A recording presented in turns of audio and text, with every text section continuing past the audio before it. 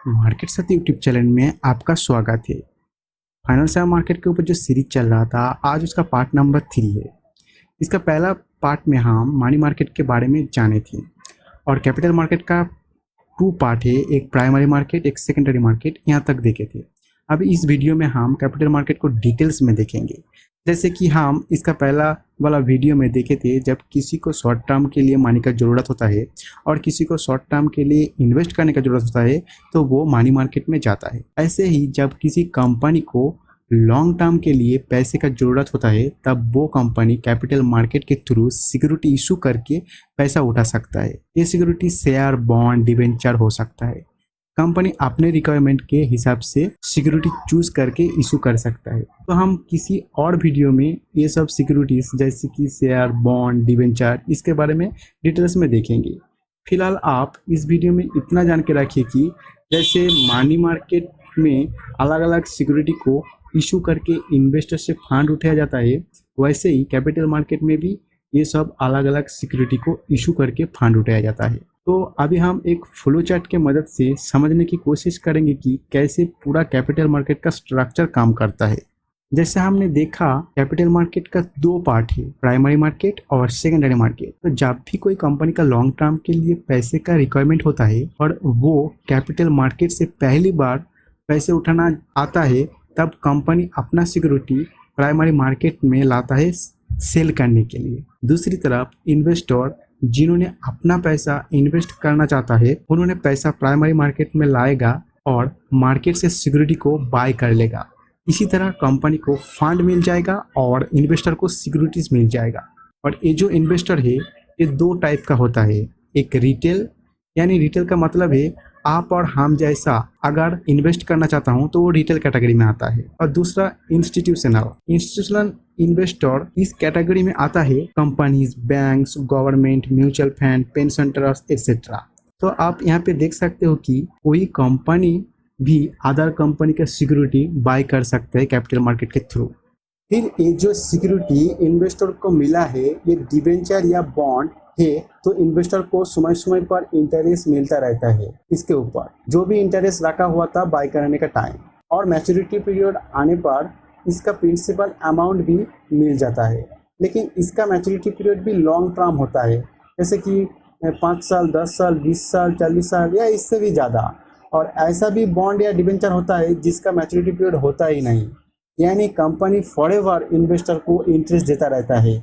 इस type bond को perpetual bond कहा जाता है। और ये सिक्योरिटी अगर इक्विटी शेयर है तो कंपनी इन्वेस्टर को किसी भी तरह का इंटरेस्ट नहीं देता है। कंपनी अगर प्रॉफिट करता है तो प्रॉफिट का कुछ परसेंटेज इक्विटी शेयर होल्डर को देता है। इसे मार्केट की भाषा में डिविडेंड कहा जाता है। लेकिन ऐसा कोई रूल्स नहीं है कि कंपनी का प्रॉफिट होने पर डिविडेंड देना पड़ेगा। ये पूरा कंपनी के ऊपर डिपेंड करता है वो डिविडेंड देगा या नहीं। तो आपका मन में अभी एक सवाल हो सकता है कि तो इक्विटी शेयर खरीदने वाला को प्रॉफिट कैसे होता है। तो मैं आपको यहाँ पे बता देता हूँ कि मार्केट में सबसे ज़्यादा प्रॉफिट इक्विटी शेयर खरीदने वाला को ही होता है। अगर सोच समझ कर अच्छा कंपनी का शेयर इन्वेस्टर खरीदता है तो उसी तरह रिस्क भी सबसे ज़्यादा इन्हीं इन्वेस्टर का होता है। तो ये सब कैसे होता है वो सब अभी देख लेते हैं। तो जिन्होंने सिक्योरिटी बाय करके रखा है, उनके पास ऑप्शन है कि सिक्योरिटी अपने पास रख के इंटरेस्ट, और इक्विटी शेयर है तो डिविडेंड लेते रहना, या फिर दूसरा ऑप्शन उन्होंने सिक्योरिटीज को किसी और इन्वेस्टर को सेल कर सकता है। लेकिन इन्वेस्टर्स सिक्योरिटी सेल कर सकता है सेकेंडरी मार्केट में। प्राइमरी मार्केट में केवल कंपनी जब फर्स्ट टाइम अपना सिक्योरिटी को सेल करना चाहता है तब लाता है, और investor first time primary market से ही बाय करता है। फिर जिन इन्वेस्टर को सिक्योरिटी सेल करना है वो अपना सिक्योरिटीज का प्राइस सेकेंडरी मार्केट में बोली लगाएगा, और अदर इन्वेस्टर जिनको सिक्योरिटीज खरीदना है वो अपना प्राइस बोली लगाएगा। और ये जो सेकेंडरी मार्केट है इसे ही स्टॉक एक्सचेंज कहा जाता है। इंडिया में मेनली 2 स्टॉक एक्सचेंज है, एक है NSE और दूसरा नंबर है BSE। और ये स्टॉक एक्सचेंज के थ्रू ही इन्वेस्टर सिक्योरिटी बाय सेल करता रहता है। तो अभी जो जानना है कि ये जो सिक्योरिटीज बाय सेल किया जाता है उसका प्राइस कैसे डिसाइड होता है। इन्वेस्टर प्राइमरी मार्केट से जिस प्राइस से सिक्योरिटीज को बाय किया है उसका नीचे भी हो सकता है और ऊपर भी हो सकता है प्राइस।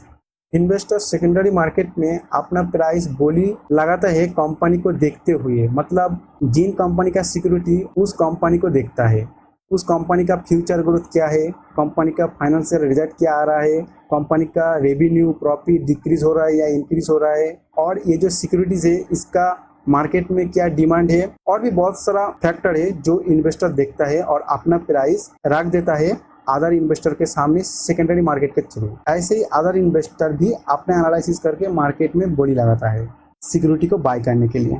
इसी तरह अलग अलग बायर सेलर अलग अलग प्राइस अपने हिसाब से बोली लगाता है, और किसी बायर और सेलर का प्राइस अगर मैच हो जाता है तो उनके बीच में ट्रेड हो जाता है, मतलब बायर को शेयर मिल जाता है और सेलर को पैसा मिल जाता है।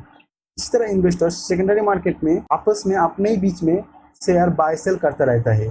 अगर कंपनी अच्छा कर रहा है, उसका ग्रोथ भी अच्छा हो रहा है, तो उस कंपनी का सिक्योरिटीज़ का प्राइस बढ़ता जाता है, क्योंकि सेलर तब उस कंपनी का सिक्योरिटीज़ का प्राइस ज़्यादा बोली लगाता है और बायर कंपनी का फ्यूचर ग्रोथ को देखते हुए सेलर का प्राइस में ही खरीदने के लिए राजी हो जाता है। इसीलिए उस कंपनी का सिक्योरिटीज़ का प्राइस बढ़ता जाता है जो कंपनी मार्केट में अच्छा कर रहा है।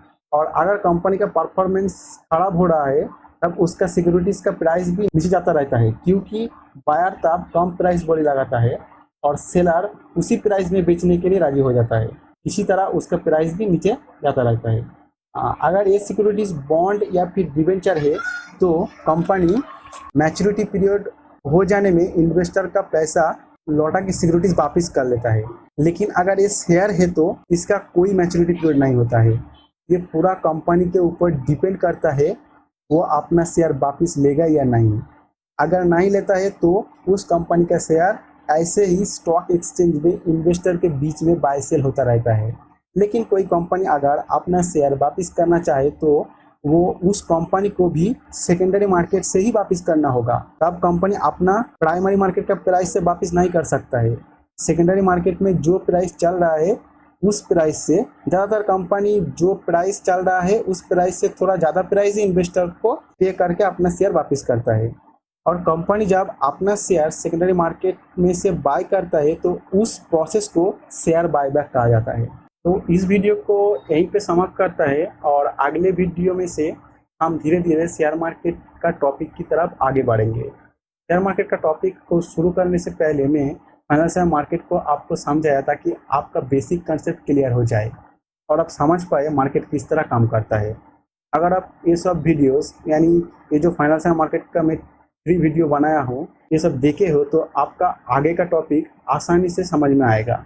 और लास्ट में मैं आपको एक रिक्वेस्ट करूंगा कि अगर आपको कुछ सीखने को मिल रहा है इस वीडियो के माध्यम से तो प्लीज़ इस चैनल को आगे बढ़ने में मदद कीजिए, like share comment and subscribe करके। और आपका बहुत बहुत धन्यवाद इस वीडियो को देखने के लिए।